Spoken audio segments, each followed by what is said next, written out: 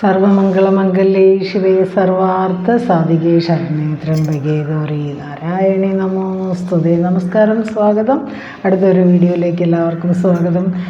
സഹസ്രനാമ ജപങ്ങളുടെ പ്രാധാന്യമൊക്കെ ഇന്ന് ഏറി വരുന്നു ഈ ഒരു കലികാലത്ത്. കാരണം ഒരു മനുഷ്യൻ അവൻ്റെ ജീവിതയാത്രയിൽ നേടേണ്ടത് എന്ത് എന്ന് ചോദിക്കുമ്പോൾ പരമമായിട്ട് നേടേണ്ടത് മോക്ഷം തന്നെയാണ്. മോക്ഷം എന്ന് പറയുമ്പോൾ ദുഃഖ ദുരിതങ്ങളിൽ നിന്ന്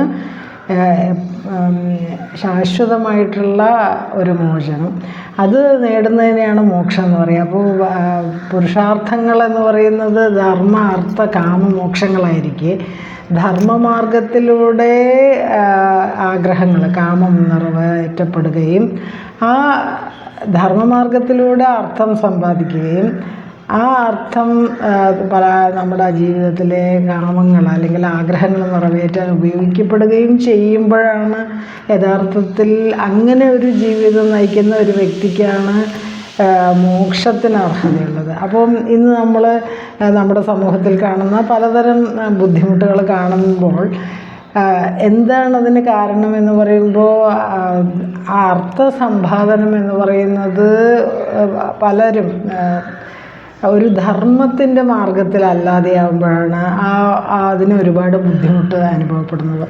അപ്പോൾ ധർമ്മം അനുസരിച്ച് അല്ലെങ്കിൽ ധർമ്മത്തിൻ്റെ മാർഗത്തിലൂടെ നമുക്ക് എത്ര വേണമെങ്കിലും പണം സമ്പാദിക്കാമെന്ന് നമ്മുടെ ശാസ്ത്രങ്ങൾ പറയുന്നു. അപ്പോൾ കോടികളോ ലക്ഷങ്ങളോ എത്ര സമ്പാദിച്ചാലും അത് പക്ഷെ ധർമ്മത്തിൻ്റെ മാർഗത്തിലായിരിക്കണം. ആ മാർഗത്തിൽ നിന്ന് വ്യതിചലിക്കുമ്പോഴാണ് അത് നമ്മളിൽ ഒരുപാട് ബുദ്ധിമുട്ടുകൾ ഉണ്ടാക്കുന്നത്. അതുകൊണ്ടാണല്ലോ ഇന്ന് ഒരുപാട് പേര് അവർ കൊലയും ഒക്കെ ചെയ്ത് പലതരത്തിൽ പണം സമ്പാദിച്ച് കൂട്ടുമ്പോൾ അവർക്ക് ജീവിതത്തിൽ വരുന്ന ബുദ്ധിമുട്ടുകൾ. അപ്പോൾ ഇന്ന് തന്നെ നമ്മൾ ലളിതാ സഹസ്രനാമത്തിൽ നിന്ന് നമ്മൾ നോക്കുന്ന ഭാഗം, അതിൽ ധർമ്മരൂപിണി എന്നുള്ളൊരു നാമം ദേവിക്ക് പറയുന്നുണ്ട്. ധർമ്മരൂപിണി എന്ന് പറയുമ്പോൾ ദേവി ധർമ്മത്തിൻ്റെ തന്നെ രൂപം ധരിച്ചു എന്നുള്ളൊരർത്ഥമാണ്. അതായത് എപ്പോഴൊക്കെ അധർമ്മം തലപൊക്കുന്നുണ്ടോ അവിടെയെല്ലാം ഞാൻ അവതരിക്കുമെന്ന് ഭഗവാൻ ഗീതയിൽ പറഞ്ഞതുപോലെ തന്നെയാണ് ദേവീ മാഹാത്മ്യത്തിലും പറയുന്നുണ്ട്. ഏറ്റവും 11ാമത്തെ അധ്യായത്തിൽ അവസാനത്തെ ശ്ലോകത്തിൽ പറയുന്നുണ്ട്. അപ്പോൾ നമ്മൾ ഈ ഒരു ജീവിതം നമുക്ക് കുറച്ച് എളുപ്പമാക്കി തീർക്കണമെങ്കിൽ തീർച്ചയായിട്ടും ആ ഒരു നാമജപ സംസ്കാരത്തിലൂടെ നമ്മുടെ കർമ്മവാസനകൾ പാപവാസനകളെ കുറച്ച് ശുദ്ധീകരിച്ചെടുക്കാൻ കഴിയും. അപ്പോൾ പൂർവ്വജന്മത്തിൽ നിന്ന് ലഭിച്ച പാപവാസനകളെയും അതുപോലെ തന്നെ ഈ ജന്മത്തിൽ നമ്മൾ ചെയ്ത് കൂട്ടുന്ന പാപവാസനകളെയും നമുക്ക് ഇല്ലാതെയാക്കാൻ കഴിയും. അതിനുള്ള ഒരു പ്രധാനപ്പെട്ട നല്ലൊരു ടോണിക്കാണ് നാമജപം എന്ന് പറയുന്നത്. അതുകൊണ്ടാണ് സഹസ്രനാമ ജപങ്ങൾ, വിഷ്ണു സഹസ്രനാമവും ലളിതാ സഹസ്രനാമവും ഒക്കെ വളരെ പ്രാധാന്യത്തോടു കൂടി സമൂഹം കാണുകയും അതിനെ ജീവിതത്തിൻ്റെ ഒരു സാധനയിൽ ഉൾപ്പെടുത്തുകയും ചെയ്യുന്നത്. അപ്പോൾ നാമജപത്തിന് എത്രയോ ജന്മങ്ങളിലെ പാപം നീക്കാൻ കഴിയുമെന്ന് മാത്രമല്ല ശത്രുക്കളെ നശിപ്പിക്കാൻ കഴിയും. ശത്രുക്കളെ നശിപ്പിക്കാൻ കഴിയുമെന്ന് പറയുമ്പോൾ നമുക്കൊരു തെറ്റായ ധാരണയുണ്ട്. നമ്മൾ അമ്പലങ്ങളിലൊക്കെ പോയിട്ട് ശത്രു സംഹാര പൂജ വരെ ചെയ്യുന്നുണ്ട്. പക്ഷേ ശത്രുക്കളെ യഥാർത്ഥത്തിൽ വേറൊരാളല്ല നമ്മുടെ ശത്രു. നമ്മുടെ ഉള്ളിലുള്ള പലതരം വികാരങ്ങൾ, ഷഡ്വൈരികളായിട്ടുള്ള കാമക്രോധ ലോപമോഹങ്ങൾ തന്നെയാണ് ശത്രുക്കൾ. ഈ ശത്രുക്കൾ തന്നെയാണ് നമുക്ക് പല ബുദ്ധിമുട്ടുകൾ ഉണ്ടാക്കി വയ്ക്കുന്നത്. അപ്പോൾ അതിൽ നിന്ന് ആ ഒരു ഷഡ്വൈരികൾ, കാമവും ക്രോധവും ലോഭവും മോഹവും മതവും മാത്സര്യവും നമ്മളിൽ ഉണ്ടാക്കുന്ന പലതരം വിഷമങ്ങളെ ഭേദിക്കാൻ ഈ നാമജപത്തിന് കഴിയുമെന്ന് പറയണം. അത്രയ്ക്ക് പവറാണ് നാമജപത്തിന്. അപ്പോൾ നാമജപം നമ്മുടെ ജീവിതത്തിൻ്റെ ഒരു ഭാഗമാക്കി മാറ്റുക. എല്ലാ അവിദ്യയും നാമജപം നശിപ്പിക്കുന്നു. അപ്പോൾ വിദ്യ അല്ലെങ്കിൽ അറിവ് അതുണ്ടാവുമ്പോൾ അവിടെ ദുഃഖ സ്പർശം ഉണ്ടാവില്ല. അപ്പം എപ്പോഴാണ് ദുഃഖവും ദുരിതവും തുടങ്ങണമെന്ന് ചോദിച്ചാൽ അജ്ഞാനം അല്ലെങ്കിൽ അറിവില്ലായ്മ, അവിടെ നിന്നാണ് ദുഃഖ ദുരിതങ്ങൾ തുടങ്ങുന്നത്. അപ്പോൾ എല്ലാവിധ ഐശ്വര്യങ്ങൾക്കും നാമജപം ഒരു പരിഹാരമാണ്. അല്ലെങ്കിൽ എല്ലാവിധ ഐശ്വര്യങ്ങളും നാമജപം നമുക്ക് നൽകുന്നു, അങ്ങനെ പറയാം. ഇനി എല്ലാ തരത്തിലുള്ള ക്ലേശങ്ങളും ബുദ്ധിമുട്ടുകൾ, അതിൽ നിന്നൊരു രക്ഷ, ദുഃഖ ദുരിതങ്ങൾ, മരണഭയം, ഇതൊക്കെയാണല്ലോ നമ്മളെ കൂടുതലായിട്ട് ബുദ്ധിമുട്ടിക്കുന്നത്. ഇതിനൊക്കെ ഒരു നല്ല പരിഹാരം തന്നെയാണ് സഹസ്രനാമജപം. അപ്പോൾ രാവിലെ വിഷ്ണു സഹസ്രനാമവും വൈകുന്നേരം ലളിതാ സഹസ്രനാമവും ചൊല്ലുന്ന ഒരു രീതി നമ്മുടെ വീടുകളിലും ഉണ്ടാക്കിയെടുക്കേണ്ടതുണ്ട്. അത് മുടങ്ങാതെ ജപിക്കുന്നവരുടെ ജീവിതത്തിൽ വലിയ വലിയ ബുദ്ധിമുട്ടുകൾ അധികം വരാതെ ജീവിതം ഒരു സ്മൂത്തായിട്ട് കൊണ്ടുപോകാൻ കഴിയും എന്നുള്ളതാണ് ഇതിൻ്റെ ഒരു പ്രത്യേകത. അപ്പം നമ്മളിപ്പോൾ ഏകദേശം ലളിതാ സഹസ്രനാമത്തിൻ്റെ അവസാന ഭാഗങ്ങളിലേക്ക് എത്തിക്കൊണ്ടിരിക്കുകയാണ്. 951 മുതൽ 960 വരെയുള്ള നാമങ്ങളാണ് നമ്മൾ നോക്കുന്നത്.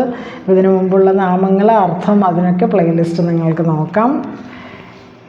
അപ്പം 951 ആ ഭാഗത്ത് 960 വരെയുള്ള നാമങ്ങൾ, അത് പഞ്ചമി, പഞ്ചഭൂതേഷി, പഞ്ചസഖ്യോപചാരിണി, ശാശ്വതി, ശാശ്വതൈശ്വര്യ, ശർമ്മദ, ശംഭുമോഹിനി, ധരാധരസുധ, ധന്യ, ധർമ്മിണി, ധർമ്മവർദ്ധിനി, യോഗാതീത, ഗുണാതീത, സർവാതീത, ക്ഷമാത്മിക, ആ ശ്ലോകങ്ങളുടെ ഇടയിലാണ് ഈ നാമങ്ങൾ വരുന്നത്. 951 മുതൽ 960 വരെയുള്ള. അപ്പോൾ എന്താണ് ശാശ്വതി? 951 ശാശ്വതമായ, എപ്പോഴും സ്ഥിരമായ, ഒരിക്കലും നാശമില്ലാതെ എന്നൊക്കെ അർത്ഥം. ശശ്വത എന്ന് പറയുമ്പോൾ വീണ്ടും വീണ്ടും ആവർത്തിക്കുന്നതിനെയാണ് ശശ്വത എന്ന് പറയാം. അങ്ങനെ വീണ്ടും വീണ്ടും ആവർത്തിച്ച് ആരാധിക്കപ്പെടേണ്ടവളാണ് ദേവി എന്നുള്ള ഒരർത്ഥമാണ് ശാശ്വതി. അല്ലെങ്കിൽ നിത്യയായവൾ, ശാശ്വതമായ, നിത്യമായ എന്നൊക്കെ ഉള്ള അർത്ഥമാണ്. ഇനി 952 ശാശ്വത ഐശ്വര്യ, ശാശ്വതമായ ഐശ്വര്യത്തോടു കൂടിയവൾ, നിത്യമായ ഐശ്വര്യം, എന്നും ഒരേപോലുള്ള ഐശ്വര്യം. അപ്പോൾ എന്താ പറയുക, നമ്മൾ പറയും ലക്ഷ്മി അസ്ഥിരയാണെന്ന് പറയും. കാരണം എപ്പോഴും ഈ ഐശ്വര്യവും സമ്പത്തും എല്ലാ കാലത്തും ഒരുപോലെ ഒരാളിലും നിലനിൽക്കില്ല. അത് നിലനിൽക്കണമെങ്കിൽ അതിനെ മാനേജ് ചെയ്യാൻ അത്രയും കഴിവ് വേണം. അപ്പം അത്രയും ഐശ്വര്യം, നിത്യമായ ഐശ്വര്യത്തോടു കൂടിയവൾ ദേവി എന്ന് പറയുന്നു. ഈ പഞ്ചപ്രേതമഞ്ചാതിശായിനി എന്ന് പറഞ്ഞിട്ട് പറഞ്ഞല്ലോ, 5 ഈശ്വരന്മാർ, അതായത് ബ്രഹ്മ, വിഷ്ണു, മഹേശ്വരൻ, അതുപോലെ ഈശ്വരൻ, സദാശിവൻ, ഇങ്ങനെ 5 ഈശ്വരന്മാരാൽ നിർമ്മിക്കപ്പെട്ട മഞ്ചത്തിൽ ശയിക്കുന്ന ദേവി എന്ന് പറഞ്ഞിട്ടുള്ള ആ പിക്ചറൊക്കെ നമ്മൾ കണ്ടിട്ടുണ്ടാകും. അപ്പോൾ ഈ 5 ഈശ്വരന്മാർ നിത്യവും ആധാരമായിട്ട് വർത്തിക്കുന്നവൾ എന്നാണ്. അപ്പോൾ ഈ 5 ഈശ്വരന്മാർ ദേവിക്ക് ആധാരമായിട്ട് വർത്തിക്കുന്നു. ഇനി 953 ശർമ്മദ, ശർമ്മം സുഖമാണ്, ദ എന്ന് പറയുമ്പോൾ നൽകുന്നു. ശർമ്മ പ്ലസ് ദ, സുഖത്തെ നൽകുന്നവൾ ദേവി. സുഖം, ശർമ്മത്തിന് സംരക്ഷണം എന്ന് പറയാം, അങ്ങനെയാണെങ്കിൽ സംരക്ഷണം നൽകുന്നവൾ. ഇനി ശർമ്മം അഭയസ്ഥാനം എന്ന് പറയുകയാണെങ്കിൽ അഭയസ്ഥാനം നൽകുന്നവൾ. ശർമ്മത്തിന് വീട് എന്നുള്ള അർത്ഥം പറയുകയാണെങ്കിൽ വീട് നൽകുന്നവൾ എന്നുപോലും അർത്ഥമുണ്ട്. ഇനി 954 ശംഭുമോഹിനി, ശംഭു ശിവനാണെങ്കിൽ ശിവനെ മോഹിപ്പിച്ചല്ലോ, പാലാഴി മദന കഥയായിട്ട് ബന്ധപ്പെട്ട് ഭാഗവതത്തിൽ നമ്മൾ പഠിക്കുന്നുണ്ടല്ലോ. അതിൽ വിഷ്ണു മോഹിനി രൂപം ധരിച്ച് ശിവനെ മോഹിപ്പിച്ച അത് ആ ഒരു രൂപം, അതാണ് ശംഭുമോഹിനി. ശംഭുവിനെ പോലും മോഹിപ്പിക്കുന്ന ആ രൂപത്തോടു കൂടിയ വിഷ്ണുരൂപിണിയായ ദേവി എന്നർത്ഥം. ശംഭു എന്ന ശബ്ദത്തിന് മുനി എന്നും അർത്ഥമുണ്ട്. അപ്പം മുനിമാർ പോലും മോഹിപ്പിക്കുന്ന മായാസ്വരൂപിണി എന്നുള്ള അർത്ഥമുണ്ട്. ഇനി 955 ധര എന്ന് പറയുമ്പോൾ ഭൂമി ദേവി എന്നാണ് അർത്ഥം. അപ്പോൾ ഭൂമി ദേവിയുടെ രൂപത്തിൽ എല്ലാത്തിനെയും ധരിക്കുന്നു. ഇതിവിടെ എല്ലാം ദേവിയിലാണുള്ളത് എന്ന് പറയുമ്പോൾ എല്ലാത്തിനെയും ധരിച്ചിരിക്കുന്നു ദേവി. അപ്പോൾ ഇവിടെ ഭൂമിയെ ധര എന്ന് വിളിക്കുമ്പോൾ ഭൂമി ദേവിയുടെ രൂപത്തിൽ എല്ലാത്തിനെയും ധരിച്ചിരിക്കുന്നു എന്നുള്ള അർത്ഥം. ഇനി അടുത്തത് 956 ധരസുധ. ധര ഭൂമി, ഭൂമി ദേവിയുടെ പുത്രി ആയിട്ട് ആരാണ് നമ്മൾ പറയുക, ഉഴവുചാലിൽ നിന്ന് കണ്ടെടുത്ത സീതാദേവി. ഭൂമിദേവിയുടെ പുത്രിയാണല്ലോ സീതാദേവി. അപ്പോൾ സീതാദേവി ലക്ഷ്മി ദേവിയുടെ തന്നെ അവതാരമാണെന്ന് പറയുന്നത്. അതുകൊണ്ട് ധരസുത എന്ന് പറയുമ്പോൾ സീതാദേവി ആയിട്ട് ജനിച്ച ദേവി എന്ന്, ലക്ഷ്മി ദേവി തന്നെ ദേവിമാരിൽ ലക്ഷ്മി ദേവി സീതാദേവിയായിട്ട് അവതരിച്ച് എന്നും രാവണൻ, കുംഭകർണൻ, മേഘനാഥൻ തുടങ്ങിയവരുടെ നാശത്തിന് കാരണമായവൾ എന്നും അർത്ഥമുണ്ട്. അതല്ലെങ്കിൽ ധരൻ്റെ സുധ, ധരൻ ഇവിടെ ഹിമവാൻ എന്നുള്ളൊരു അർത്ഥമുണ്ട് ധരന്. അങ്ങനെയാണെങ്കിൽ ഹിമവൽ പുത്രി എന്നൊക്കെ പറയില്ലേ, അങ്ങനെ ഹിമവാൻ്റെ പുത്രിയായിട്ട് ദേവി ജനിച്ചത് നമ്മൾ ശിവ പുരാണമൊക്കെ വായിക്കുമ്പോൾ അതിലറിയാം. പിന്നെ അതുപോലെ ഭാഗവതത്തിലും ഒക്കെ പറയുന്നുണ്ട്. അങ്ങനെ ഹൈമവതി, ഹിമവാൻ്റെ പുത്രിയായിട്ട് ദേവി ജനിച്ചു. അതാണ് ധരസുധ. സുധ പുത്രി, ധര ഹിമവാൻ്റെ പുത്രി. അപ്പം ഇനി 957 ധന്യ. അപ്പോൾ ദേവി ധനമുള്ളവളാണ് ധന്യ. അതുപോലെ എല്ലാ സമ്പത്തിനും അധിഷ്ഠാത്രി ആണ് ദേവി. അതുകൊണ്ട് തൻ്റെ ഉപാസകർക്ക് ധനത്തെ പ്രദാനം ചെയ്യുന്നു ദേവി. അതുപോലെ തന്നെ ഭാഗ്യമുള്ളവൾ എന്നുള്ള അർത്ഥമുണ്ട് ധന്യ, അല്ലെങ്കിൽ മഹത്വമുള്ളവൾ എന്നും അർത്ഥമുണ്ട്. അപ്പോൾ ധന്യ എന്ന് പറയുമ്പോൾ ഭാഗ്യമുള്ളവൾ, മഹത്വമുള്ളവൾ, അതുപോലെ ധനമുള്ളവൾ. മാത്രമല്ല തൻ്റെ ഉപാസകർക്ക് ധനത്തെ പ്രദാനം ചെയ്യുന്നു എന്ന് അർത്ഥമുണ്ട്. അങ്ങനെയുള്ള ദേവി, അല്ലെങ്കിൽ കൃതാർത്ഥ ആയവൾ എന്നുള്ള ഒരർത്ഥമുണ്ട്. ഇനി അടുത്ത നാമം 958 ധർമ്മിണി. ധർമ്മശീലമുള്ളവൾ, അതായത് ആനന്ദ അനുഭവം, നിത്യത്വം, സർവശ്രേഷ്ഠത, സർവവ്യാപിയായിരിക്കുന്ന അവസ്ഥ, ഇതൊക്കെ വിശേഷ ധർമ്മങ്ങൾ. ഈ ധർമ്മങ്ങളൊക്കെ ഉള്ളവൾ, ധർമ്മശീലമുള്ളവൾ എന്ന് പറയുമ്പോൾ ആനന്ദം ഉള്ളവൾ, നിത്യത്വമുള്ളവൾ, എന്നും നിത്യമായിരിക്കുന്നത്, എന്നും ആനന്ദത്തോടു കൂടിയിരിക്കുന്നത്, സർവശ്രേഷ്ഠമായിട്ടിരിക്കുന്നത്, സർവ്വവ്യാപിയായിരിക്കുന്നത്, അങ്ങനെയൊക്കെയുള്ള അർത്ഥം അതിൽ നമുക്ക് പറയാം. അപ്പോൾ ധർമ്മ സംസ്ഥാപനത്തിന് വേണ്ടി ദേവി വീണ്ടും വീണ്ടും പല രൂപങ്ങളിൽ അവതരിക്കുന്നു. അതുകൊണ്ട് ധർമ്മിണി എന്ന് അർത്ഥം പറയാം. 959 ധർമ്മവർദ്ധിനി. ഈ ധർമ്മങ്ങളെ വർദ്ധിപ്പിക്കുന്നവൾ ദേവി. അപ്പോൾ കാലം തോറും മനുഷ്യൻ നിലനിൽപ്പിന് വേണ്ടി ഒരുപാട് സദാചാര നിയമങ്ങൾ, കാലം കൊണ്ടും ദേശം കൊണ്ടും മാറ്റം വരാതെ നിലനിൽക്കുന്ന സനാതനമായ ജീവിതചര്യകൾ, ഇതിനാണ് ധർമ്മം എന്ന് പറയുന്നത്. അപ്പോൾ ധർമ്മം എന്ന് പറയുമ്പോൾ സനാതനമാണെന്ന് പറയും. അത് സദാചാര നിയമങ്ങൾ ജീവിതത്തിനെ മെച്ചപ്പെടുത്താൻ വേണ്ടി ഒരു പ്രത്യേക രീതിയിൽ ചിട്ടപ്പെടുത്തിയ ആ ധർമ്മങ്ങൾ, അത് ദേശം കൊണ്ടോ കാലം കൊണ്ടോ ഒന്നും അതിന് ഒരു ക്ഷയവും സംഭവിക്കില്ല. അപ്പം സനാതനധർമ്മം എന്ന് പറയുമ്പോൾ എന്നും നിലനിൽക്കുന്നതാണ്. അത് സദാചാര നിയമങ്ങളിലും അതുപോലെ കാലങ്ങളും ദേശങ്ങളും കൊണ്ടും പിന്നെ ഒന്നും മാറ്റം വരാത്തതാണ്. അത് മനുഷ്യന് വേണ്ടി ചിട്ടപ്പെടുത്തിയതാണ്. ഈ സനാതനമായ ജീവിതചര്യകളെയാണ് നമ്മൾ ധർമ്മം എന്ന് പറയുന്നത്. അപ്പോൾ ഒരു മനുഷ്യൻ എങ്ങനെയാണ് തൻ്റെ ജീവിതം നയിക്കേണ്ടത് എന്ന് നമുക്ക് പറഞ്ഞു തരുന്നതാണ് ശരിക്കും അതാണ് സനാതനധർമ്മം. അങ്ങനെയാണെങ്കിൽ ആ ധർമ്മത്തെ വർദ്ധിപ്പിക്കുന്ന ദേവി എന്നാണ് ഈ നാമത്തിൻ്റെ അർത്ഥം, ധർമ്മവർദ്ധിനി. 960 ലോകാതീത, ലോകങ്ങൾക്ക് അതീതിയായവൾ.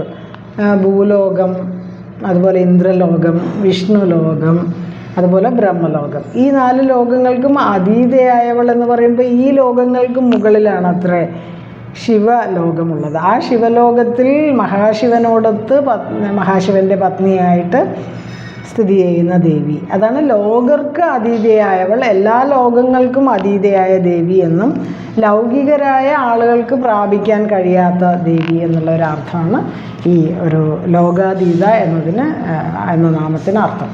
അപ്പം നമ്മൾ നോക്കിയത് 951 തൊട്ട് 960 വരെയുള്ളതാണ്. അത് വരുന്ന ആ നാമങ്ങൾ വരുന്ന ശ്ലോകം പഞ്ചമി, പഞ്ചഭൂതേശി, പഞ്ചസഖ്യോപചാരിണി, ശാശ്വതി, ശാശ്വത ഐശ്വര്യ, ശർമ്മദ, ശംഭു, മോഹിനി, ധരാധരസുത, ധന്യ, ധർമ്മിണി, ധർമ്മവർദ്ധിനി, ലോകാതീത, ഗുണാതീത, സർവാതീത, ക്ഷമാത്മിക.